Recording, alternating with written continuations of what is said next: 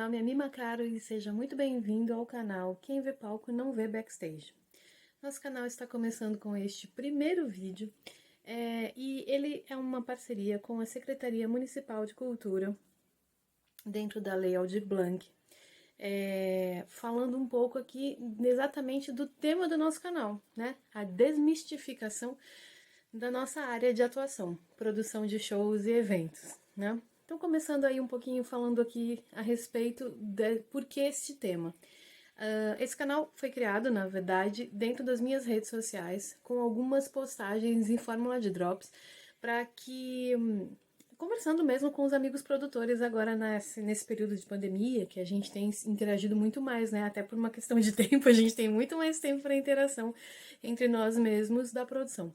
E aí o tema de, nossa, mas todo mundo acha que a gente vive no glamour, que a gente é milionário, que a gente não precisa de nada, porque a gente está sempre perto dos artistas, em hotéis incríveis, cafés da manhã maravilhosos e tal.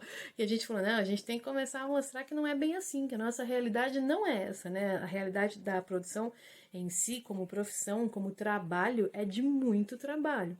E isso é bastante importante deixar claro, inclusive para as pessoas que sonham em entrar para esse segmento.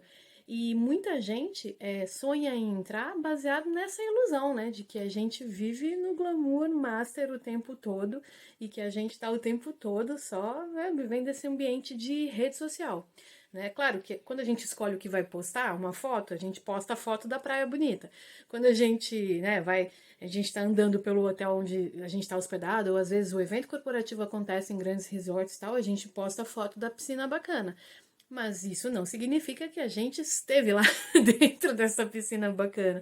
Isso não significa que a gente estava ali passeando nesta praia. Provavelmente a gente tirou foto enquanto a gente estava fazendo alguma gravação, alguma filmagem, alguma coisa assim. Então uma coisa é uma coisa, outra coisa é outra coisa. Isso é uma das funções do quem vê palco e não vê backstage. Que exatamente igual tipo Instagram.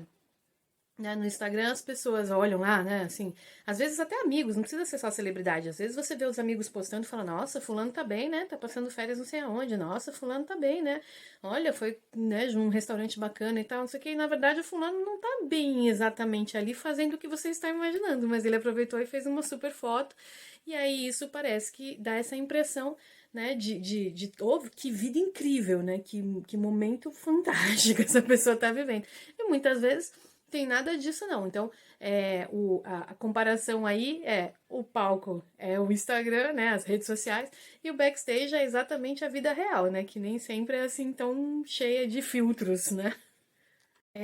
Eu sempre cito uma das coisas, enfim, várias coisas acontecem, mas uma das coisas que foi muito engraçado que aconteceu nesse sentido na minha carreira foi recente, assim, não faz muito tempo. Eu tava numa turnê recente, né? A gente fala recente, mas lembrando que 2019, 2020 e 2021 a gente tá proibido de trabalhar, não por uma proibição de lei, e sim por uma proibição de noção, né? Noção e respeito ao próximo e a nós mesmos, claro, né? Porque a gente sabe que a nossa área exige aglomerar, né? Exige o público, né? Tirando a parte das lives, exatamente como esse vídeo aqui, né? Que deveria ter sido uma aula presencial. Ele foi feito para ser uma aula, né, a sequência de aulas era para ser todas presenciais em escolas públicas, mas para jovens interessados na área de eventos, mas não aconteceu. Então a gente está aqui via live mesmo fazendo essa prestação. Então assim, considerando, então eu falei não faz muito tempo, mas não é que não faz muito tempo, né? Faz um tempo já, porque já faz 1 ano e meio que a gente está sem viajar. Mas vamos lá. Eu cheguei uma vez num hotel na Bahia, assim, na rua da Ivete Sangalo, né? A gente estava ali num hotel e assim, a Ivete mesmo já contou, né? Que atrás do prédio dela tem um pier, né? Todos os edifícios, acho que daquela rua tem um pier atrás, que dá no mar, assim, e tal, e é lindo. Eu cheguei de manhã, abri a janela do hotel, fiz um vídeo assim 360, mostrei, olha o mar, que lindo, olha como tá o dia hoje, um baita sol, olha que legal o pier do hotel, não sei o que, e postei. E a galera, e assim, os comentários, teve muito, muito, muito comentário, e esses comentários eram sempre assim, ai, aproveita, amiga, ai, que bom, feliz por você, tá viajando, não sei o que, ai, que legal que você vai se distrair, se diverte, você precisa, descansa, relaxa, isso, ai, mergulha por mim, ai, que aproveita, nossa, que rica, nossa, que não sei. Enfim, os comentários foram todos assim, muitos comentários, muitos mesmo. E assim, a realidade agora, né, depois dos comentários, a realidade. Eu te fiz essa filmagem, sentei na mesa do quarto ali, né, naquela mesinha de escritório do quarto de hotel, e passei o dia inteirinho ali. Eu saí, era 9h30 da noite, para ir direto pro teatro fazer o espetáculo que a gente estava fazendo e depois voltar para dormir. Eu passei o dia fazendo as minhas funções de produtora executiva. Planilha, levantando custo, checando informações, o próximo voo, que hora que embarcava, que hora que saía, que hora que chegava, enfim. E a galera achando que eu tava ali me divertindo pra caramba. E que eu tava naquele marzão. Então, assim, essa é a diferença da realidade do que a gente posta e do que a gente vive, né? E aí, na vida de produção, é exatamente isso. Só que, por exemplo, pra quem pretende entrar na vida de produção, ou para quem às vezes está um pouco perto, mas não tá ainda, né, na estrada, assim e tal, é bom, inclusive prejudicial a gente só passar essa imagem linda da parada, porque acaba criando profissionais não, porque as pessoas entram no mercado e depois desistem, ou entram e não se tornam bons profissionais por não ter conhecimento de fato da realidade desse mercado que estão querendo entrar, né? Então é essa a função aqui, inclusive colaborar e fazer vários vídeos da parte de várias informações mesmo, vídeos informativos, vídeos técnicos, vídeos com outros profissionais da área. Essa é a função, mas mostrando o que acontece lá no backstage, não só né, a graça toda aqui do palco, né? E aí, essa palestra especificamente, que foi criada para a Secretaria Municipal de Cultura, era uma palestra sobre para pessoas que estão começando nessa área e que estão, às vezes, ou são artistas que estão se autoproduzindo, ou são jovens produtores querendo produzir coisas, né? Às vezes nos seus bairros, nas suas comunidades, né? Na sua cidade, enfim. E o grande lance então vamos lá. A pergunta que todo mundo faz sempre, assim, eu recebo muita pergunta via WhatsApp, via Instagram, às vezes eu posto coisas de eventos, né, tanto no meu Instagram como nos Instagrams específicos dos eventos que eu trabalho, das turnês, enfim, e às vezes chega uma outra mensagem, assim, né, na verdade são sempre várias, e muitas pessoas que acabam me conhecendo e têm contato via WhatsApp, contato direto, ou às vezes até pessoalmente, em alguma mentoria, em algum curso. E a pergunta é assim, nossa, mas se eu não tenho a estrutura de um artista grande ainda, como eu começo? Como é que eu consigo organizar a minha carreira, né? Organizar a minha gig aí, a minha banda, o meu show, com o que eu tenho, né? Que eu não tenho uma estrutura por trás e uma super empresa e tal. Então vamos lá. Existem empresas, né, que é exatamente criada por pessoas assim que querem começar, querem entrar na área, sonham com essa área, gostam de atuar, estudam para isso. Hoje em dia no Brasil tem muitos cursos em todos os estados, né? Cursos de produção cultural principalmente, mas dentro da produção cultural existe uma parte que fala da produção executiva, da produção técnica, da parte administrativa de uma carreira. Então, se você não acha assim, os cursos específicos são mais limitados, mas o curso de produtor cultural, que inclusive eu acho que o Senac tem, algumas universidades já têm um curso de produtor de eventos. Então, algumas coisas ali, né, são bastante úteis e são reais, né? O que a gente sempre fala, nós que somos atuantes, eu tô há 25 anos na estrada, né? Primeiro no exterior e depois eu voltei para o Brasil. 25 anos de produção. Antes disso, eu fui bailarina, a minha formação é em música, né? Então eu já estava na estrada de uma outra forma, né? Eu sou bailarina coreógrafa de formação, né? Assim, da área que eu vim, né? Não danço mais, mas tenho o conhecimento, não sai, né? Eu não deixei de ser bailarina porque eu não danço mais, eu só não sou uma bailarina atuante. Mas o conhecimento tá aqui, né? Assim, eu sou musicista, não executo mais, apesar que sim, temos o projeto Dos Tamboras, depois vocês vão ficar sabendo mais disso. Foi forçada a voltar a atuar como musicista, mas o conhecimento do vivido, né, do aprendido, o aprendizado é a única coisa que não sai de você, né? Podem fazer o que quiser, a não ser que você, inclusive, a não ser não, inclusive se você tiver uma doença incapacitante em termos mentais, assim, né, um Alzheimer, alguma coisa assim, é mais do que comprovado que muitos ensinamentos você não esquece, você tem falhas em alguns momentos, mas os ensinamentos estão em você.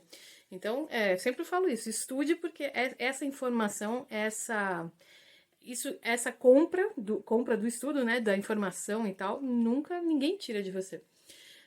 Bom, vamos lá. Sobre né? Então, o que eu estava falando dos cursos de formação. Então, assim, esses cursos às vezes são cursos de capacitação, não são cursos completos, não é uma universidade, mas já são bem úteis, tem uma linha bacana de cursos, né? E aí tem coisas que, claro, você só aprende na estrada, né? Mas isso é iminente de qualquer universidade, né? Assim, o advogado só aprende a brigar naquele processo e ele começa a escrever cada vez melhor as suas defesas, né, as suas teses ali, com a prática, né?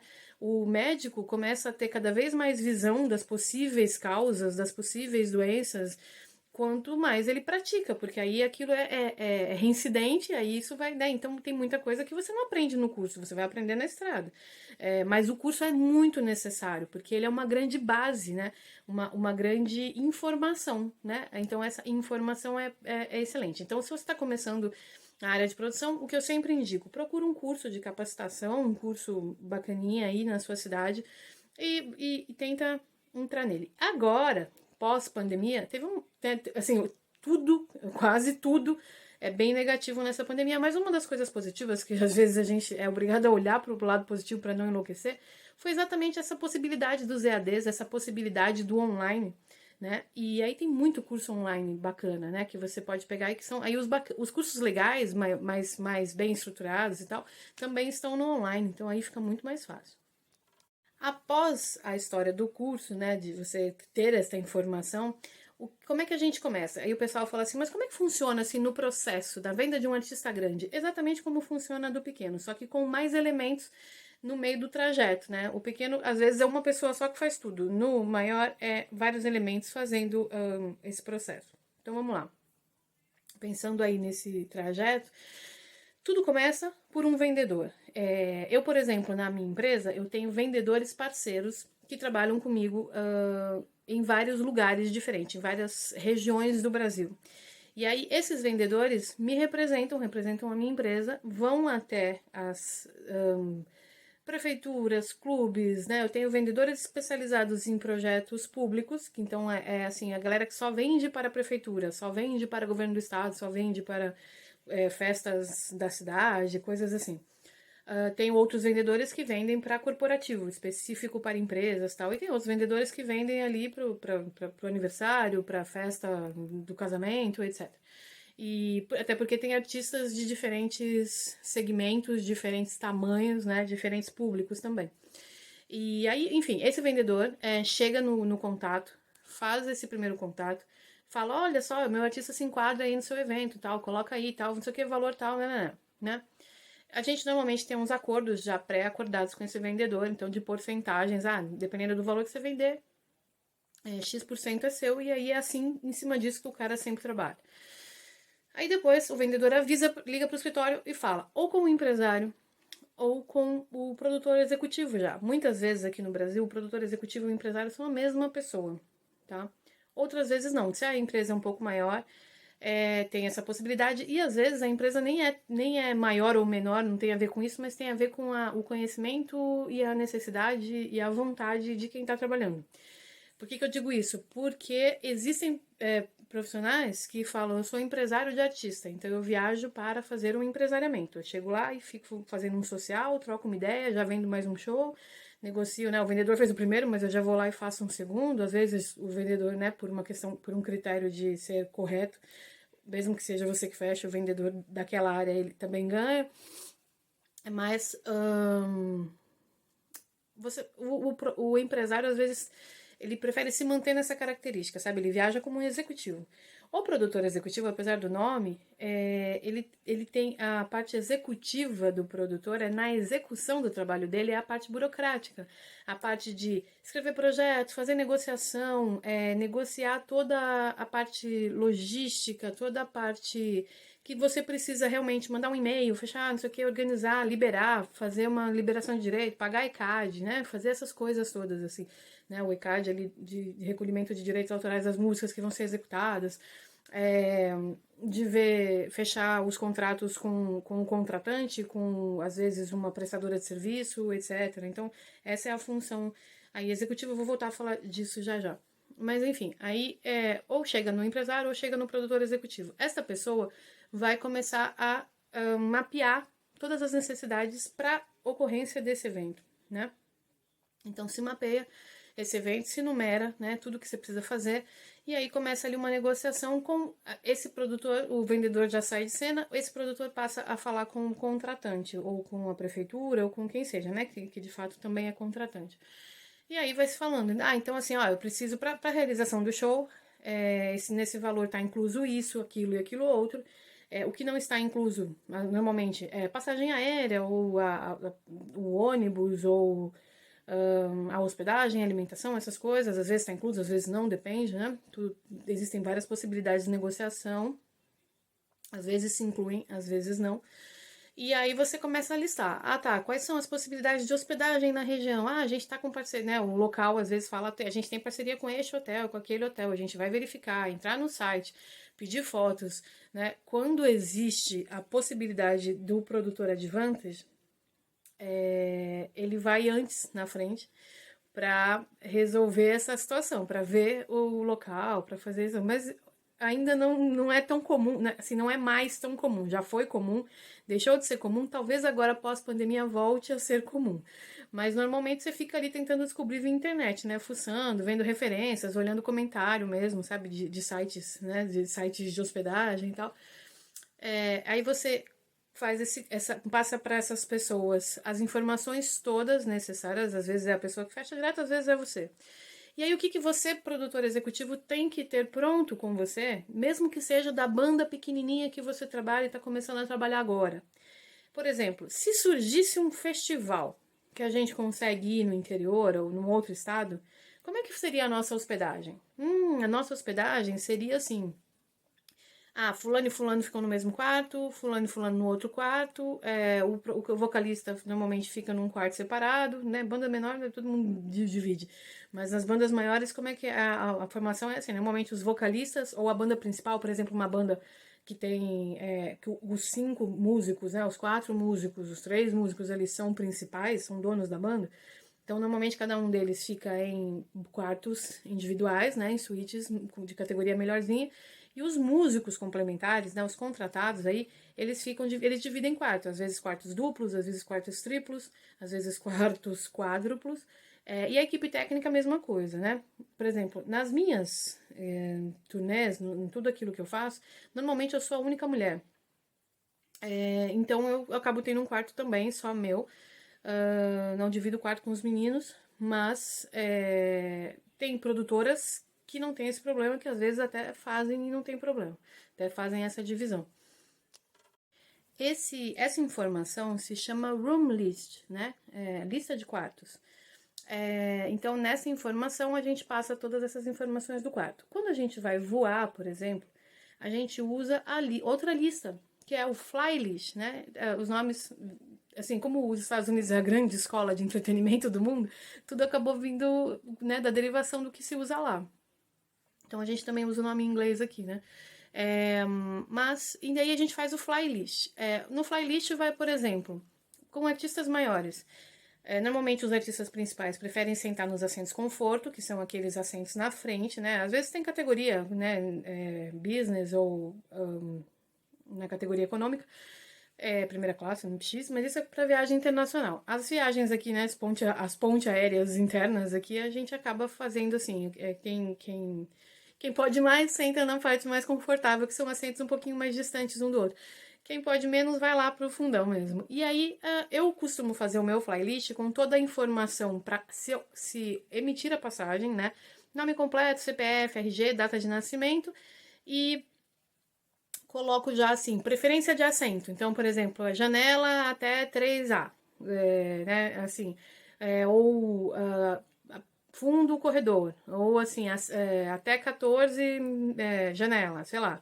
Eu já peço para a equipe técnica também, porque não custa nada a gente ser gentil e pedir essa informação para a técnica também, né? Porque a técnica não é o artista principal, que a gente não precisa perguntar pro cara, o que você prefere? Você quer sentar no fundo ou mais pra frente, né? Assim, então não precisa ser no conforto, mas logo depois do conforto você pode sentar ali, que já tá mais na frente. Né? Ou às vezes a grande maioria da minha técnica prefere sentar lá no fundão porque são os últimos a descer. Então deixa todo mundo sair e aí depois ele sai, entendeu? Muitas vezes alguns profissionais, como o holding, por exemplo, né?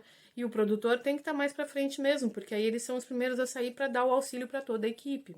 Né? Então, assim, todo esse conceito e essa informação e essa inteligência tem que acontecer, tem que ser raciocinado, tem que ser pensado. O outro processo ali que a gente costuma mandar depois, enfim, aí a gente faz toda essa negociação, faz o contrato, manda o contrato, checa essas coisas todas, manda essas listas. Eu, como produtora executiva, costumo mandar os primeiros riders. Então, o que são os riders? São os mapas. Mapas de tudo. Mapa de palco, aonde fica o que no palco do meu show. Mapa de luz, mapa de som, né? Aonde vai qual iluminação, elemento de iluminação, né? A sequência, as cores, em que vara, né? Pensando nas varas do teto e tal. Então, esse é o mapa. Isso é tudo mapeado. Quem cria isso normalmente é o iluminador, o designer de luz, né? Aí depois a gente manda o mapa de som, que aí tá falando assim, aonde vai o quê, né? Se vai usar tudo via in-ear, se vai usar tudo no chão, e é o que vai aonde, que tipo de mesa vai usar, quantos instrumentos estão ali conectados, enfim. Essas coisas todas, quem monta isso normalmente é o técnico de som. Só que isso você já desenha, né? Assim, mas a minha banda é pequena. Sim, mas você não pode participar da abertura de um show, de uma festa na sua cidade? Posso. Então monta esse mapa, deixa chique, sabe? Deixa bonitinho, deixa organizado, que aí você vai valorizando o seu trabalho.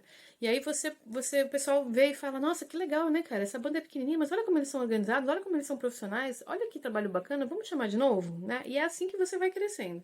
Então, já deixa os riders técnicos, né, que são esses mapas, todos organizadinhos e prontos ali, né, na pastinha dentro do computador ali. Então deixa ali o seu room list, o seu fly list, o seu mapa, o seu rider técnico, o seu rider de camarim. Mas tem um rider de camarim? Tem. Tem um mapa de camarim. Então, é exatamente a informação de camarim. Ó, são tantas pessoas num camarim X, tantas pessoas no segundo camarim. Que, né, normalmente a gente coloca assim os vocalistas, tal, não sei o que, num camarim, os artistas principais, no outro fica a técnica e músicos complementares. Então, monta ali quantas pessoas são e o que essas pessoas consomem. Se a banda é menorzinha, coloca coisa básica, né? E assim, aí no começo, principalmente para ficar mais profissa assim tal, evita, né, pedir um monte de bebida alcoólica, um monte de coisa assim, para não dar aquela queimada. Mas, e aí, se vier, é lucro, entendeu? Mas você coloca ali, se você já tá trabalhando com uma banda maiorzinha, pergunta, né, para as pessoas da banda ali, o que você gosta, né, claro, dentro de um... Eu sempre falo assim, né? Não adianta pedir caviar no camarim, primeiro porque você não vai comer, né? O artista. Segundo que, assim, tem um monte de rider de camarim que a gente pega muita tralha de, assim, o produtor colocou lá que ele gosta da bebida tal e você sabe que o artista nem bebe. Tem ali umas assim, não sei o que lá, de salmão com não sei o que. Você sabe que o artista não come aquilo. Você sabe que sabe assim, você sabe que o cara não vai comer aquilo antes do show, porque antes do show ele come uma fruta, porque senão atrapalha a voz. Então, assim, tem, né? Porque, principalmente agora, uma coisa que é muito bacana falar, nesse momento pós-pandemia, produtores de todos os tamanhos, de todos os níveis, né? Tenhamos noção, né? A gente está passando por uma fase muito complicada que não somos só nós que estamos passando, os contratantes também.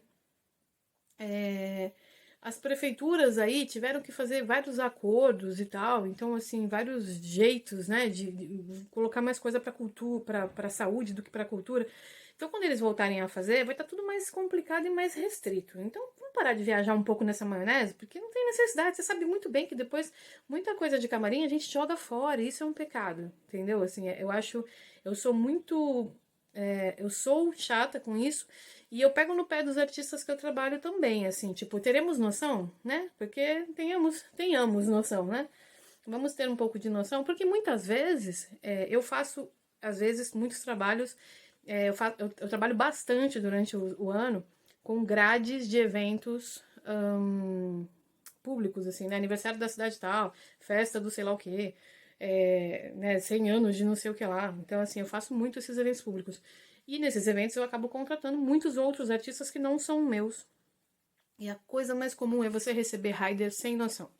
Né? Então tenhamos noção e é principalmente agora pós-pandemia, eu acho que o que a gente passou serviu pra gente aprender alguma coisa. E eu acho que essa tem que ser uma delas, né? Tenhamos noção em tudo que a gente faz nessa venda aí. Após você ter todos esses riders, né? Rider de luz, rider de som, rider de palco,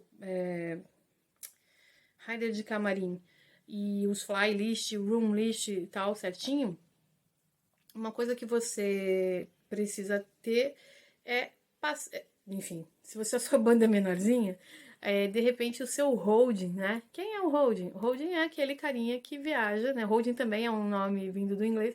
É o cara da estrada, né? O cara que cuida de todo mundo ali. O holding eu falo que é uma das funções muito importantes, porque ele é um cara que fica atento o tempo todo. A partir do momento que a gente vai, por exemplo, no meu caso, que eu trabalho com artistas um pouco maiores, a gente chegou no aeroporto, né? Todo mundo chega ali com a mala. O holding já tá atento ali, porque ele já ajuda no embarque, ele já ajuda depois a tirá-la na esteira, ele já ajuda depois a colocar, a fazer caber tudo o que a gente embarcou no porta-mala da van ou do ônibus. Depois ele vai direto pro lugar do show e começa a montagem, ele que monta os instrumentos.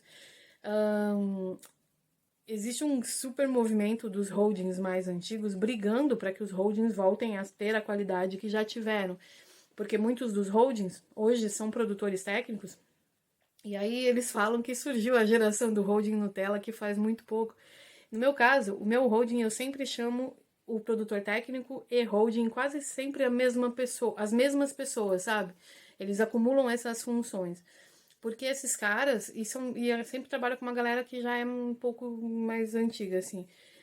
Porque eles fazem muito mais do que tá ali correndo, entregando toalhinha pro artista, fazendo plaquinha com o que ele tem que ler. Não, não é só isso. Ele faz o tempo, ele monta os instrumentos, ele cabeia tudo, ele conecta tudo, ele.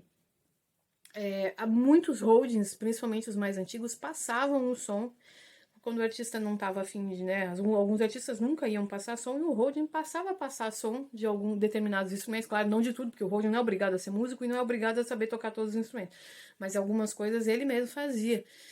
Então isso é muito legal, assim, desse trabalho do holding.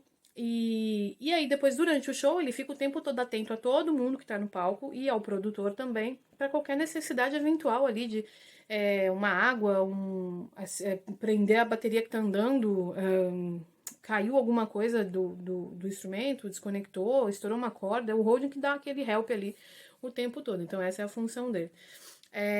E aí, enfim, a gente tem o produtor. As bandas menores, pode ser o holding quem acumula essa função, técnico, produtor técnico e holding. No meu caso, também faço isso com artistas maiores, mas é porque, assim, eu acho que a minha forma de funcionamento se tornou, assim, uma equipe um pouco mais enxuta. Eu faço a produção executiva em todos os shows que eu faço, já que eu vou viajar, eu faço a produção de estrada. Porque a minha visão, eu tive péssimas experiências, às vezes tenho ainda, mas assim, péssimas experiências com o fato de eu vender o show, eu fazer a negociação ali, né, receber, falar com o meu vendedor tal, fechar o show, e aí eu mandar outra pessoa viajar no lugar. Ou assim, a equipe do artista faz lá no lugar. E essa equipe não tem a mesma capacidade crítica ou chatice, vamos dizer assim, que eu.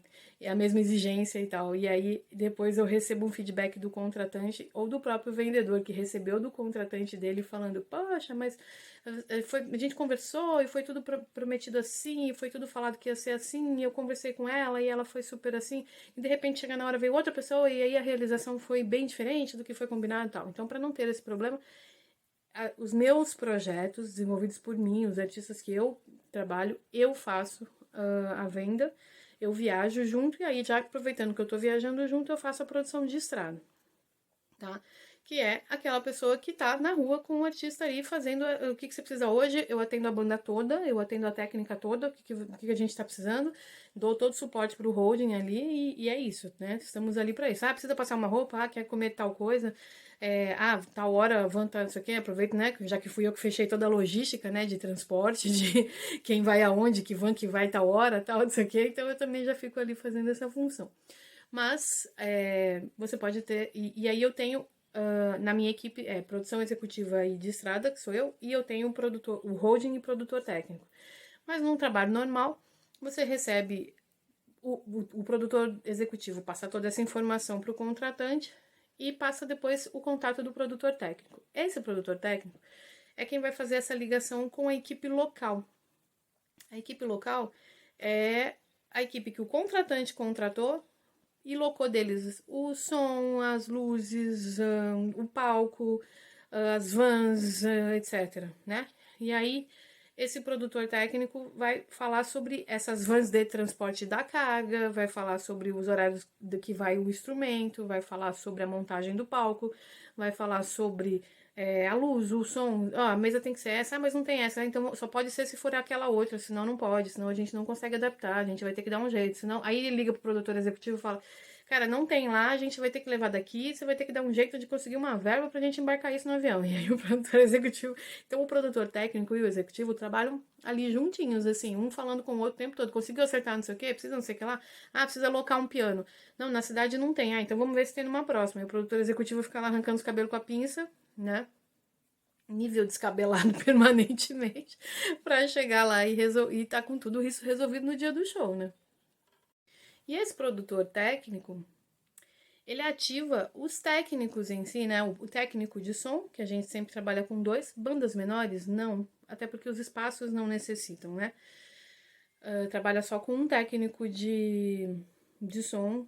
É sempre bom ter um técnico de som, mesmo na banda menorzinha, para você garantir que o cara já conhece o seu jeito, a sua voz, os instrumentos, os músicos e tal, e vai manter uma qualidade.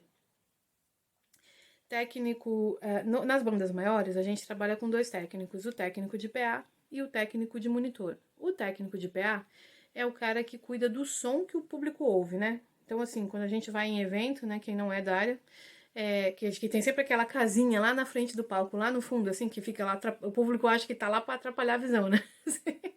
Mas não, aquela casinha tem função estar ali, porque esse é o técnico que tá fazendo você ouvir aquele show, né? Então é o técnico que tá ali cuidando do som que o público ouve. O técnico de monitor é o técnico que cuida do som que os artistas vão ouvir no palco para poderem se ouvir e saber o que som eles estão emitindo para o público. Então, ou é ele que está ali afinando, né, mixando as coisas que o artista quer ouvir no in-ear, que são aqueles, né, que vocês veem os artistas o tempo todo, colocam o fonezinho, tira o fonezinho, coloca o fonezinho, é o in-ear. E o...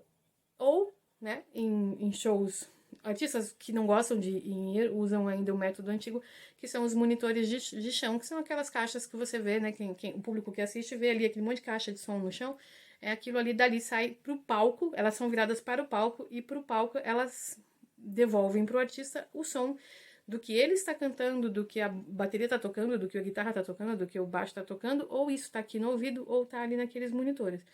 Então é isso que o técnico de monitor faz, ele afina tudo isso de acordo com o gosto de cada um que está ali no palco, né? Principalmente nos in-ears, é tudo meio afinado, assim, o artista fala assim, por exemplo, o cantor fala, eu quero mais harmonia, então eu quero mais piano e mais guitarra, eu quero, e a bateria, pode tirar a percussão, não quero metais, não sei o que e tal. Então, assim, ele vai afinando os instrumentos e na altura que o artista pede, né? E cada músico vai pedindo ali o que mais quer, quero mais guitarra, quero mais baixo, quero isso, né? E aí, para ele poder ouvir e seguir e fazer a execução do seu trabalho musical de uma forma correta.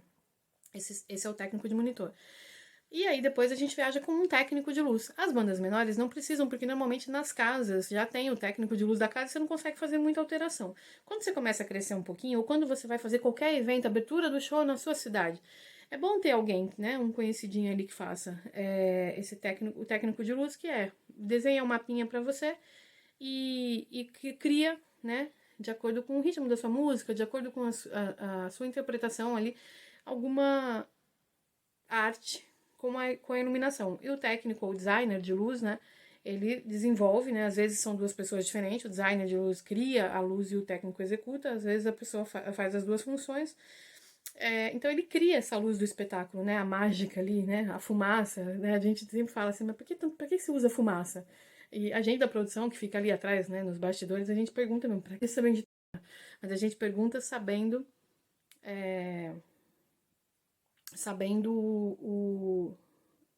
sabendo do motivo, que é assim, a fumaça serve para pintar, né, para amarrar as luzes ali, senão fica só um facho de luz verde, um facho de luz vermelha fica feio, né, a fumaça serve para espalhar e fazer a pintura. Ela não é agradável de sentir na garganta, no nariz e tal, mas enfim, ela faz parte, né, por enquanto não existe um outro método, então é esse aí que tem.